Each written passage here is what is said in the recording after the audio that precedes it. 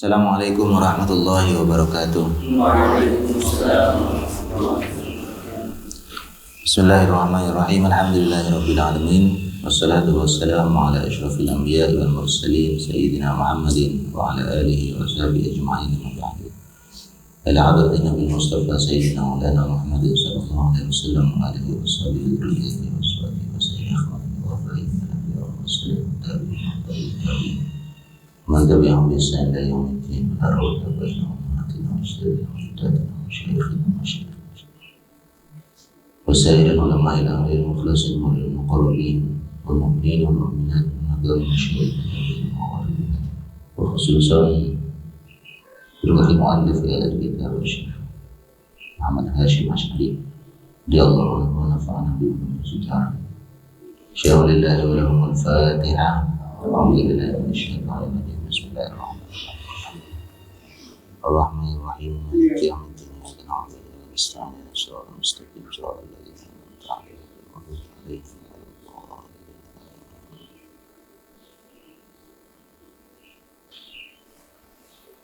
Tabi'ul asatidzah, seperti yang kita bilang di pertemuan terakhir kemarin, hari ini kita akan masuk ke bab baru dan ini menandai pergantian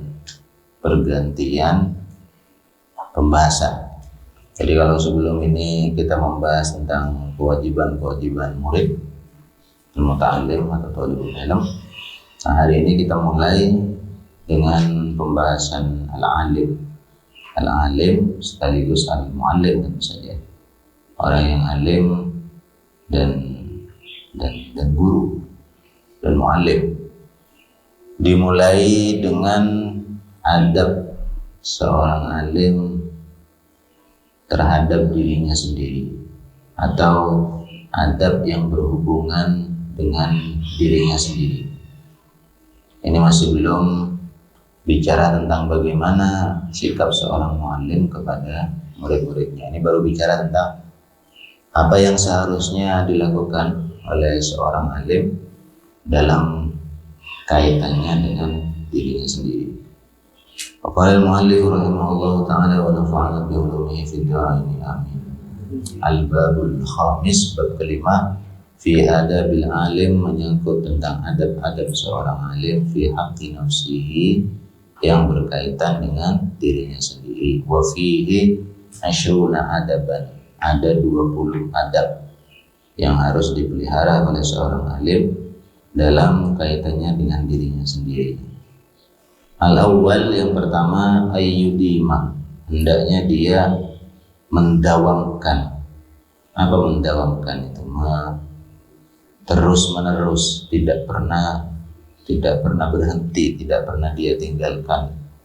Apa yang harus terus menerus dia lakukan itu muraqabatullahi ta'ala.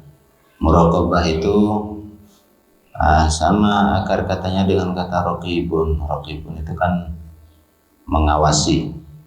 Jadi ayyudima muraqabatullah itu dia seharusnya terus menerus merasa diawasi oleh Allah Subhanahu wa taala. Fisirri wal alaniyah, baik dia sedang sendiri maupun ketika dia berada di tengah-tengah orang lain.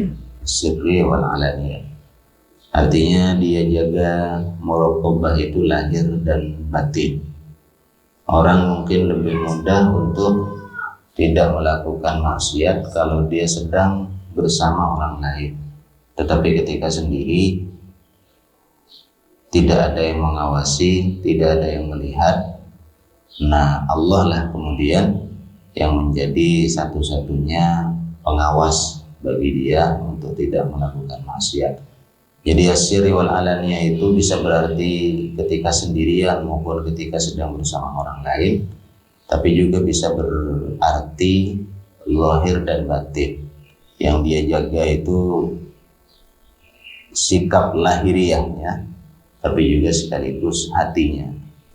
Artinya mungkin ada orang yang sikap lahiriahnya lurus terus, baik terus, tetapi hatinya sebetulnya menyimpan keburukan-keburukan. Nah, seorang alim dua-duanya harus terus dijaga dan terus dia merasa bahwa dirinya sedang diawasi oleh Allah Subhanahu wa taala.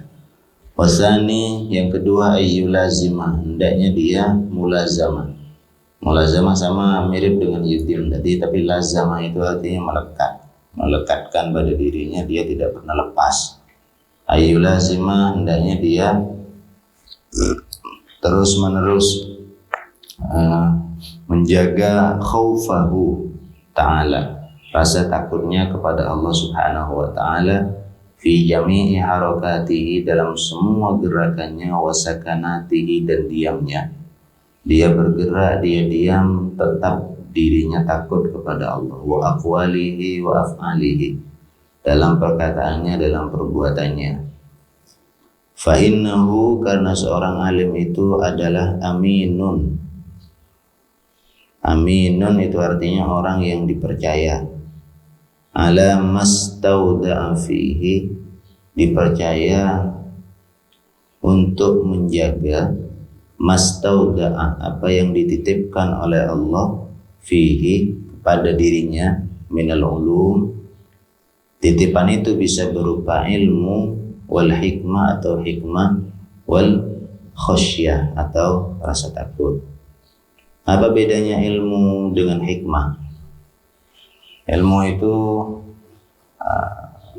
secara umum kita maknai dengan idraku hakikati syai'i, mengetahui hakikat sesuatu, itu ilmu. Nah, kalau hikmah itu banyak definisi yang diberikan oleh para ulama. Salah satunya adalah bahwa hikmah itu artinya kesesuaian antara ilmu yang kita punya dengan perilaku yang kita lakukan. Ada orang yang mungkin punya ilmu tetapi perilakunya tidak sesuai dengan ilmunya itu, maka dia punya ilmu tapi tidak punya hikmah. Jadi hikmah itu, makanya orang yang bijaksana kan disebut dengan hakim. Para sufi kadang-kadang disebut juga dengan ahlul hikmah, atau para filsuf juga kadang-kadang disebut juga dengan ahlul hikmah. Apa namanya, lembaga yang didirikan oleh Daulah Abbasiyah di Baghdad dulu, apa namanya? Baitul Hikmah. Jadi house, bahasa Inggrisnya kan disebut House of Wisdom, rumah kebijaksanaan, al-hikmah. Yu'til hikmata may yasha wa may yu'tal hikmata faqad utiya khairan katsiran. Dalam Al-Quran disebutkan begitu. Allah memberikan hikmah itu kepada siapapun yang dia kehendaki, dan siapapun yang diberi hikmah oleh Allah, faqad utiya khairan katsiran, maka dia sudah diberikan sesuatu yang besar sekali. Wal khasyah, dan takut kepada Allah itu samratul ilm, buah dari ilm. Karena itu disebutkan dalam sebuah ayat, dan masyhur ayat itu, innama yakhsyallaha min ibadihil ulama, yang takut kepada Allah itu hanya para ulama. Jadi ilmu itu melahirkan khasyah. Maka kalau ada orang alim tapi tidak punya khasyah kepada Allah Subhanahu wa taala, itu sama dengan punya pohon tetapi tidak berbuah. Begitu. Wa tarku dzalika, meninggalkan itu, jadi meninggalkan khasyah, meninggalkan khauf kepada Allah itu adalah bagian dari khianat. Dia berkhianat berarti kepada ilmu hikmah yang telah dititipkan Allah ke dalam dirinya. Wa qad qala ta'ala la takhunullaha war rasula, janganlah kalian mengkhianati Allah dan Rasulnya. Wa takhunu amanatikum, jangan pula kalian mengkhianati amanah yang telah dititipkan, dibebankan kepada kalian. Wa antum ta'lamun, dan kalian mengetahui hal tersebut. Yang kedua. Jadi jelas yang kedua ini mirip dengan yang pertama tadi. Yang pertama muraqabah, perasaan diawasi. Yang kedua khauf, rasa takut kepada Allah. Wasalis ayyulazimas sakinata, hendaknya dia mempertahankan terus dalam dirinya sifat sakinah. Apa itu sakinah? Sakinah itu berasal dari kata sakan. Sakan itu artinya kan, misalnya kalau kamu baca atau berbicara tentang keluarga yang baik kan disebut dengan keluarga yang sakinah mawaddah warahmah. Berasal dari kata litas kunu ilaiha. Jadi sakan itu atau sakinah itu makna dasarnya diam setelah bergerak. Makanya tempat tinggal kan disebut dengan maskan atau sakan, karena orang kemana-mana dulu nanti dia pulang ke rumahnya. Jadi gerak berjalan-jalan kemana, pulang ke rumahnya. Jadi diam setelah gerak itu disebut dengan sakan, sakinah. Nah, tetapi dalam Al-Quran itu biasanya kata sakinah lebih sering digunakan dalam konteks ketika orang berada dalam kondisi yang genting, gawat, tetapi dia bisa tetap tenang. Itu sakinah. Jadi kalau antum nanti lihat ayat-ayat tentang sakinah di dalam Al-Quran, itu banyaknya bicara tentang kondisi genting dalam perang misalnya, atau dalam kondisi ketakutan misalnya. Seperti contohnya yang ayat yang yang Rasulullah bersama Abu Bakar di Gua Sur itu. Gimana ayatnya? Qala li sahibihi la takhaf wa la tahzan innallaha ma'ana. Itu kemudian lanjutannya kan fa'anzalallahu alaihi sakinata wa ayyadahu gimana? Wa ayyadahu biruhil qudus.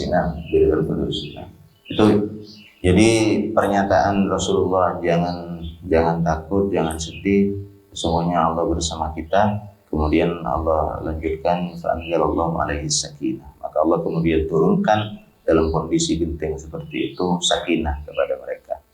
Artinya dengan itu kemudian kita bisa simpulkan bahwa sakinah itu kondisi tenang.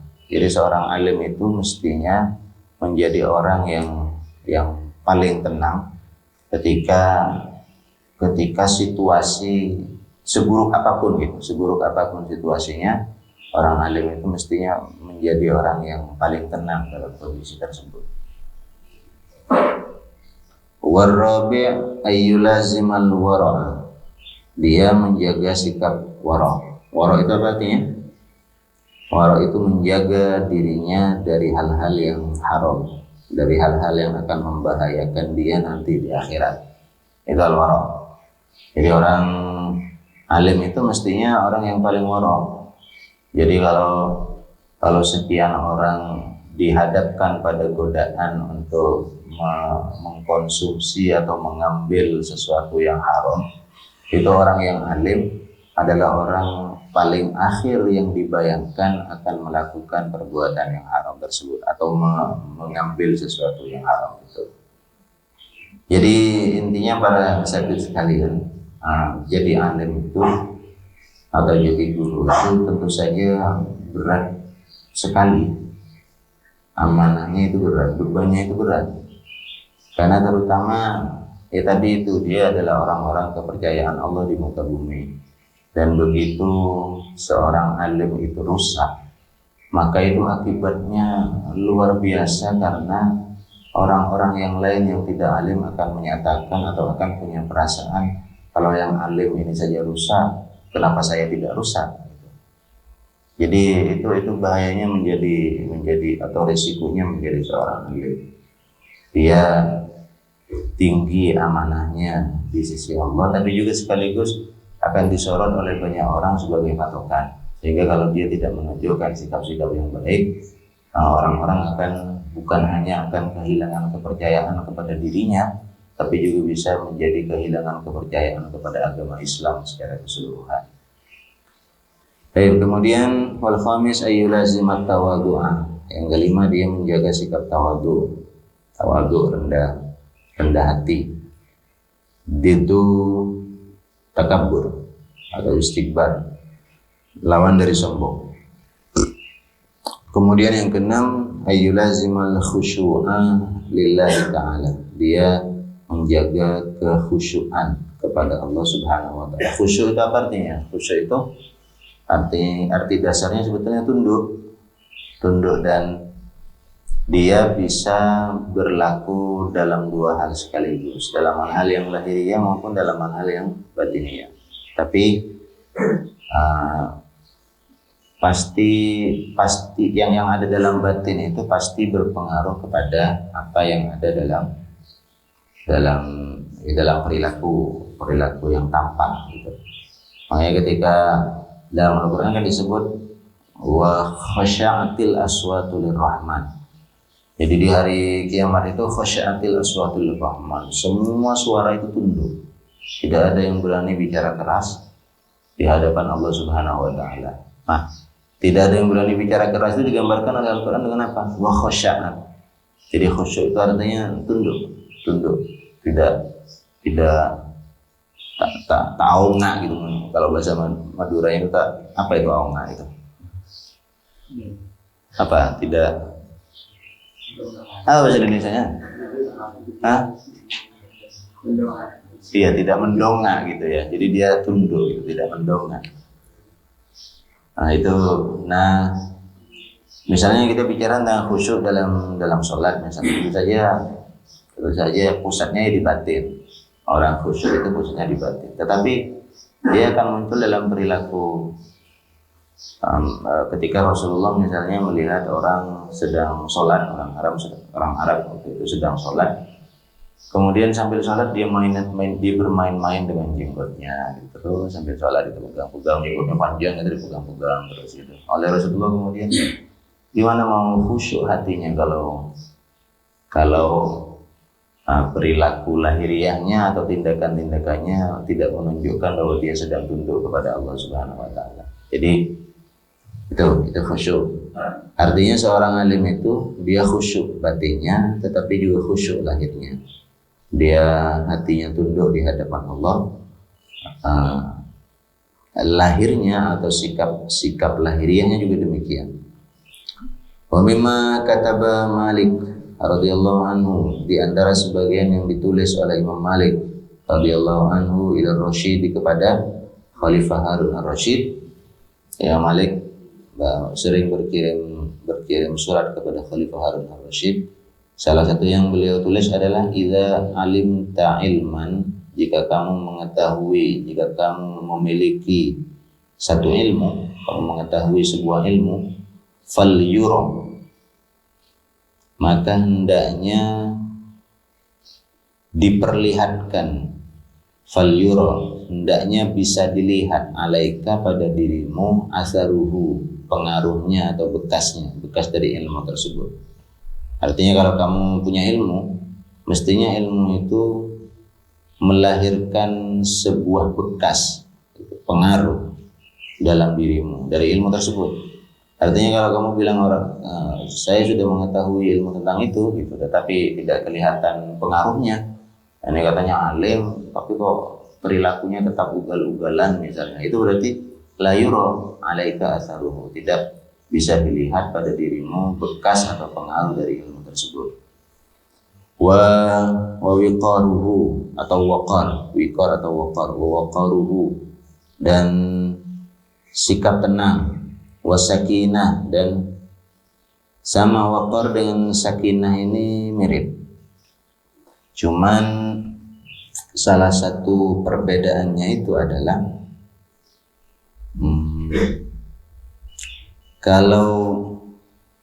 kalau waqar atau wiqar itu hayatun badaniyatun.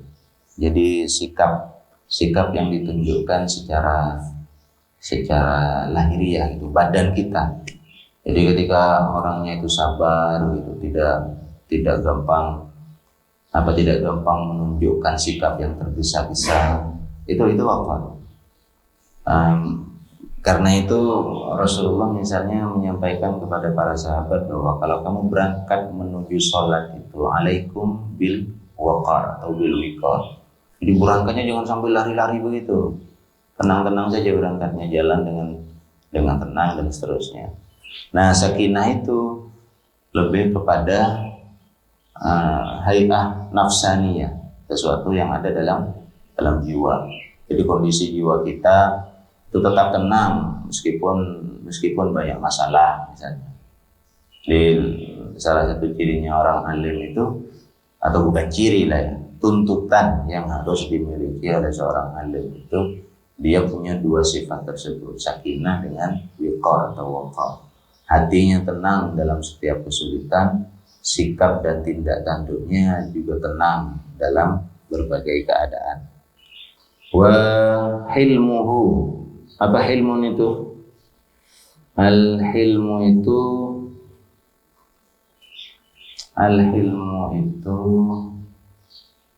lebih kepada kesabaran. Tetapi kesabaran dalam pengertian begini, dalam pengertian ad-dabtun nafsi, mengendalikan diri indal ghadab. Jadi itu adalah ilmu. Jadi kalau orang alim itu mestinya dalam kondisi diamuk kemarahan sebesar apapun gitu ya, dia tetap bisa menjaga hilmnya, menjaga agar sikapnya tidak keluar dari kendali. Itu al-hilmu. Dan itu banyak dicontohkan kan oleh Rasulullah. Misalnya Rasulullah pernah sedang membagikan harta rampasan perang. Lalu beliau ketika itu ada seorang Arabi. Orang Arabi kita tahu adalah orang Arab pedalaman yang sikapnya biasanya keras sekali, kasar.